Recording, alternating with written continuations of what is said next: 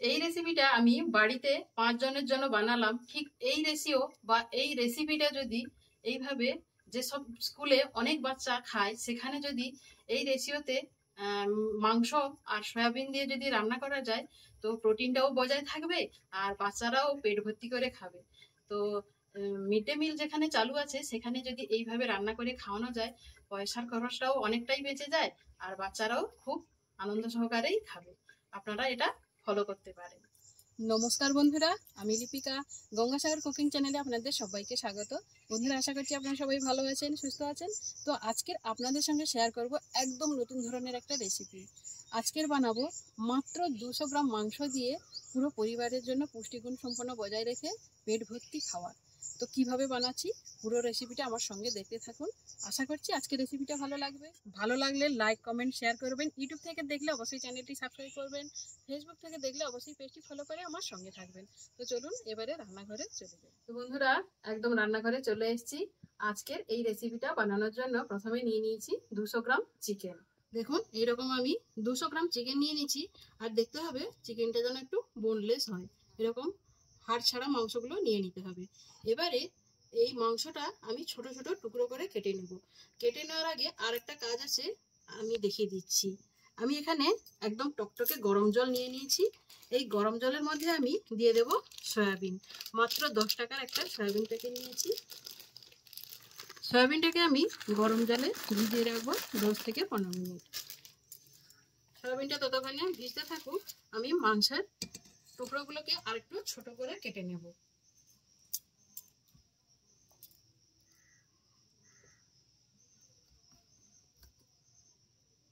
ঠিক সয়াবিনটা যত বড় ঠিক সেই মাপে আমি মাংসগুলো কেটে নেব। ঠিক এই সাইজের আমি মাংসগুলোকে কেটে নেব। সমস্ত মাংস আমি এরকম কেটে নিচ্ছি। মাংসগুলোকে ছোট ছোট করে টুকরো করে কেটে নিয়েছি। এবারে এর মধ্যে দিয়ে দেব আর কিছু সবজি। আলু নিয়েছি 3টে, একটা টমেটো নিয়েছি, পেঁয়াজ নিয়েছি 3টে, আর 1 ইঞ্চি মতো আদা নিয়েছি, আর 8-10টা মতো রসুন কোয়া নিয়েছি। আলুগুলোকে আমি ছোট ছোট টুকরো করে কেটে নেব। আলুগুলোকে আগে থেকে খোসা ছাড়িয়ে আমি ধুয়ে রেখেছি। এবারে আলুগুলোকে একটু ছোট ছোট টুকরো করে কেটে নেব। ঠিক সয়াবিন এবং মাংসের টুকরোগুলো যেরকম ঠিক সেই মাপেরই আলুগুলোকে কেটে নিতে হবে। বন্ধুরা, এইভাবে একবার রান্না করে দেখবেন। আমাদের অনেক সময় হয় যে মাংসের পরিমাণটা কম থাকে বাড়িতে, তখনই যদি এইভাবে এই প্রসেসে রান্না করে খাওয়া যায় তখন কিন্তু খুবই ভালো লাগবে। তো আমি একটা পেঁয়াজকে একটু মিহি করে কেটে নিচ্ছি আর দুটো পেঁয়াজকে একটু ফালি করে রেখে দিচ্ছি। এবারে উনুনটা ধরিয়ে নেব। উনুনটা ধরিয়ে নিয়েছি, এবারে কড়াটা বসিয়ে দিচ্ছি। এবারে কড়ার মধ্যে দিয়ে দেব বেশ কিছুটা জল। জলটাকে খুব ভালো মতো গরম করে নেব। জলটা গরম হয়ে গেছে। আমি যে পেঁয়াজগুলোকে ফালি করে কেটে রেখেছিলাম ওই পেঁয়াজের টুকরোগুলো এর মধ্যে দিয়ে দেব। আর দিয়ে দেব কেটে রাখা টমেটো। আর যে আদাটাকে আমি ছোট করে কেটে রেখেছি ওই আদাটাকেও দিয়ে দিচ্ছি। আর দিয়ে দিচ্ছি রসুন কোয়া। আর দিয়ে দেবো 3টে শুকনো লঙ্কা। এগুলোকে ঢাকা দিয়ে আমি খুব ভালো মতো সেদ্ধ করে নেব। সয়াবিনটাকে কিন্তু 15 মিনিট ভিজিয়ে রেখেছিলাম, খুব সুন্দরভাবে ভিজে গেছে। এবারে জল থেকে নিংড়ে এটাকে আমি খুব ভালো মতো জলটা নিংড়ে তুলে নেব।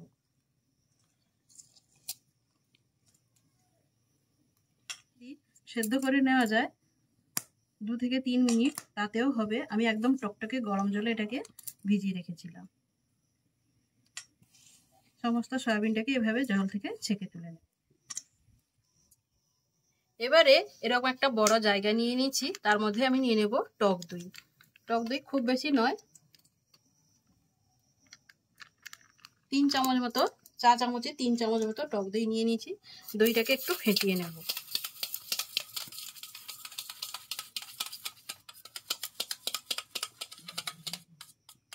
এই জায়গাটাতে মাখাবো বলে আমি এই বড় জায়গাটাতে আমি দইটা নিয়ে ফেটিয়ে নিচ্ছি। দইটাকে মোটামুটি ফেটিয়ে নিয়েছি। এর মধ্যে আমি দিয়ে দেব টুকরো করে রাখা মাংসটা।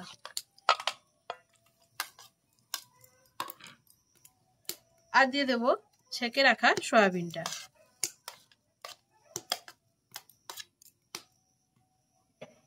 এবারে এর মধ্যে আমি পরিমাণ মতো লবণটা দিয়ে দিচ্ছি। আর দিয়ে দেব হাফ চামচ হলুদের গুঁড়ো আর হাফ চামচ লঙ্কার গুঁড়ো দিয়ে এটাকে খুব ভালো মতো হাত দিয়ে মাখিয়ে নেব।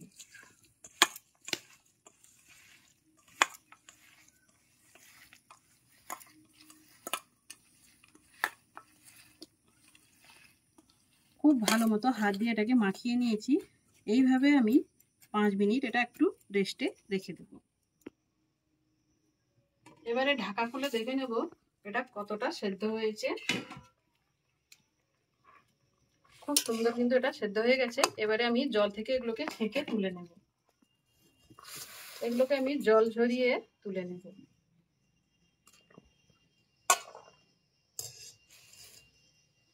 এই জলটাকে কিন্তু আমি ফেলবো না, এই জলটাকে কিন্তু ঢেলে রেখে দেব। এটাকে নামিয়ে নিয়েছি। এটাকে খুব ভালো মতো ঠান্ডা করে নেব। তারপর এটাকে আমি একটা মিহি পেস্ট তৈরি করে নেব। ততক্ষণে আমি উনুনে আবার কড়াটা বসিয়ে দিচ্ছি। উনুনে আবারও কড়াটা বসিয়ে দিয়েছি। কড়াটা কিন্তু গরম হয়ে গেছে। এর মধ্যে দিয়ে দেব সর্ষের তেল।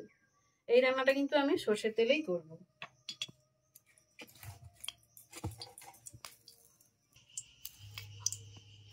এবার তেলটা গরম হয়ে গেছে। এর মধ্যে আমি দিয়ে দেব কেটে রাখা আলুগুলো।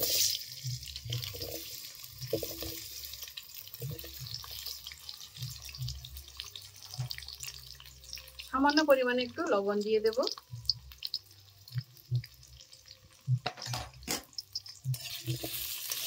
আলুটাকে ভালো মতো ভেজে নেব।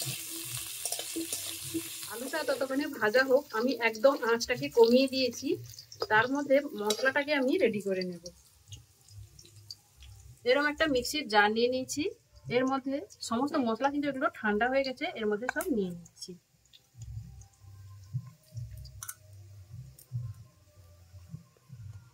টমেটোর খোসাটাকে এইভাবে ছাড়িয়ে নেব।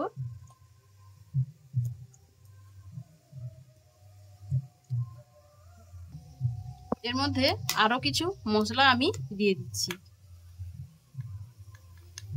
আগে আমি হাফ চামচ হলুদ দিয়েছি আর হাফ চামচ এর মধ্যে দিয়ে দিচ্ছি। লঙ্কা যেহেতু আগে দিয়েছি আর 3টে গোটা লঙ্কা আছে আর সামান্য পরিমাণে লঙ্কা দিয়ে দিচ্ছি। আর দিয়ে দেব ধনের গুঁড়ো 1 চামচ আর জিরের গুঁড়ো 1 চামচ। সমস্ত মশলা আমি এর মধ্যে নিয়ে নিয়েছি। আর আগে থেকে যে জলটা রেখেছি ওটা ঠান্ডা হয়ে গেছে। ওইটা এর মধ্যে অল্প একটু দিয়ে দেব। দিয়ে খুব সুন্দর একটা পেস্ট তৈরি করে নেব। খুব সুন্দর করে একটা পেস্ট তৈরি করে নিয়ে এসেছি। দেখুন খুব সুন্দর হয়েছে মশলাটা। এটাকে এক সাইডে এখন রেখে দিচ্ছি। এদিকে আলুগুলো কিন্তু একদম ভাজা হয়ে গেছে। এগুলোকে আমি তুলে নেব। আলুটা তুলে নিয়েছি। ওর মধ্যে তেল আছে, আরো কিছুটা তেল ওর মধ্যে আমি দিয়ে দিচ্ছি। তেলটা গরম হয়ে গেছে। এবারে এর মধ্যে দিয়ে দেব 1 চামচ মতো চিনি। চিনিটা কিন্তু এবার খুব সুন্দরভাবে গলে গেছে। চিনিটা দিলে কিন্তু তরকারির কালারটা কিন্তু খুব সুন্দর আসে। আমি চিনি ব্যবহার করেছি, আপনারা চাইলে চিনিটা নাও ব্যবহার করতে পারেন। এবারে এর মধ্যে দিয়ে দেব গোটা গরম মশলা আর 2টো তেজপাতাকে কেটে দিয়ে দিচ্ছি। এবারে আগে থেকে যে পেঁয়াজটাকে কুচিয়ে রেখেছি ওই পেঁয়াজটা এর মধ্যে দিয়ে দেব।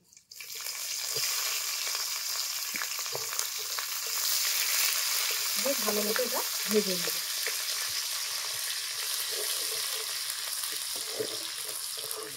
পেঁয়াজটা খুব সুন্দর ভালো ভাজা হয়ে গেছে। এর মধ্যে দিয়ে দেবো আগে থেকে পেস্ট করে রাখা মশলাটা।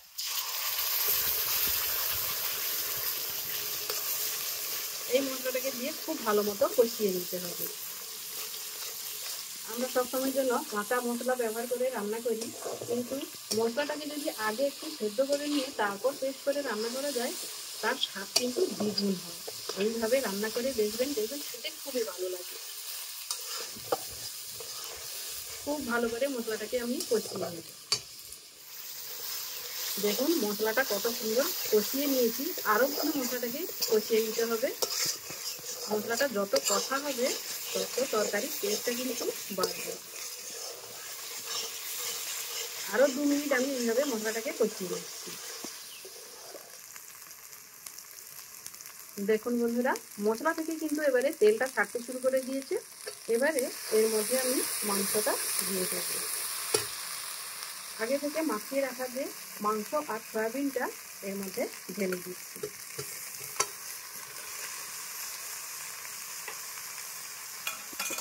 আর ভেজে রাখা আলুটাকেও আমি এর সঙ্গেই দিয়ে দেব। মাখানোর সময় লবণটা দিয়ে দিয়েছি, তার জন্য আর লবণটা দিচ্ছি না। এইভাবে আমি 5 মিনিট মতো মশলাটা ও মাংসটাকে কষিয়ে নেব। 5-7 মিনিট খুব সুন্দর করে কষিয়ে নিয়েছি। এবারে ওই বাটি ধোয়া জলটা এর মধ্যে দিয়ে দেব।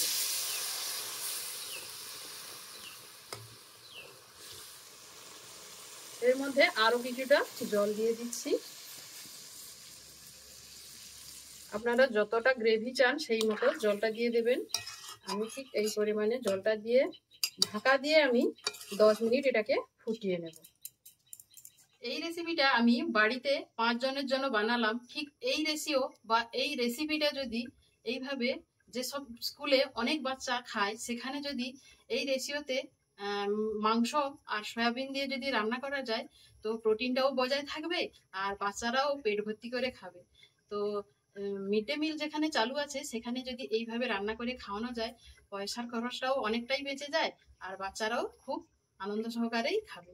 আপনারা এটা ফলো করতে পারেন। মাংসটা রান্না কিন্তু খুব সুন্দরভাবে হয়ে গেছে। এবারে এর মধ্যে আমি সবশেষে দিয়ে দেব 1/2 চামচ মতো গরম মশলা।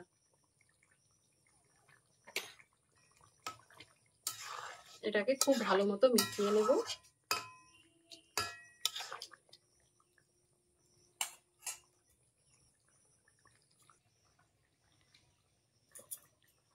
তরকারিটা কত সুন্দর হয়েছে দেখুন।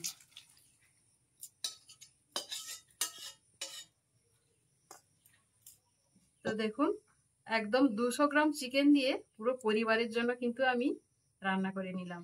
তো বন্ধুরা, আশা করছি আজকের এই রেসিপিটা খুবই ভালো লাগবে। ভালো লাগলে লাইক, কমেন্ট, শেয়ার। আর ইউটিউব থেকে দেখলে চ্যানেলটি সাবস্ক্রাইব করবেন, ফেসবুক থেকে দেখলে পেজটি ফলো করে আমার সঙ্গে থাকবেন। তো দেখা হচ্ছে অন্য কোনো নতুন ভিডিওতে। ততক্ষণে ভালো থাকবেন, সুস্থ থাকবেন। নমস্কার।